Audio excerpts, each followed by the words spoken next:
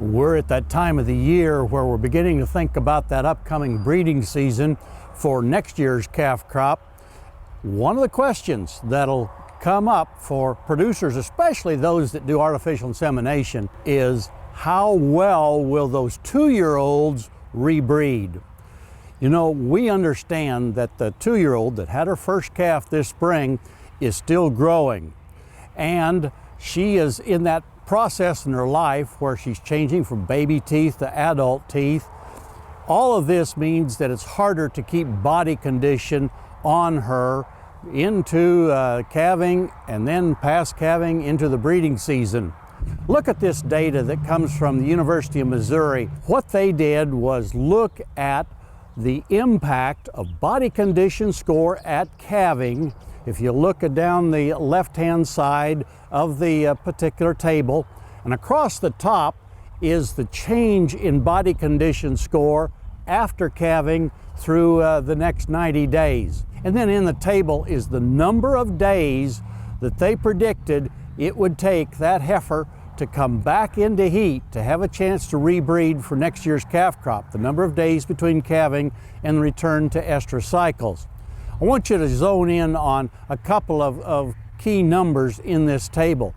If you'll look at the body condition score for heifer, that's one I think is too thin.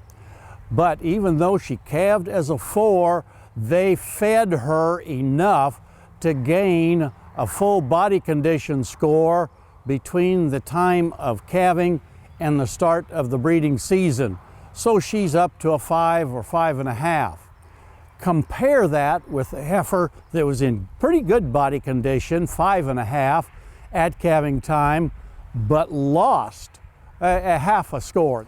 When you look at the number of days it took those two particular individuals to return to estrus cycles, you'll see that even though that heifer that was thin was fed a great deal of feed and got additional body condition put on her, she still wouldn't return to estrus as quickly as the one that was in better shape at calving time, even though she lost a little bit. So all of this means to me that it's really, really important for next year when you're growing out your heifers, make sure they're in good body condition. Let's shoot for that body condition score 6 category that we've talked about in the past.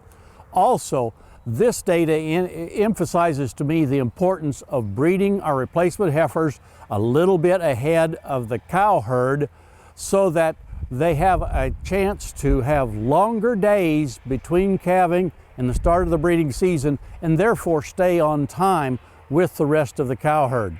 I think if you'll keep those two management ideas in mind, that'll help in terms of getting those replacement heifers off to a better start, more in sync with the rest of the cow herd, rather than lagging behind or coming up with a lower rebreed percentage. Hey, we look forward to visiting with you again next week on Sunup's Cow Calf Corner.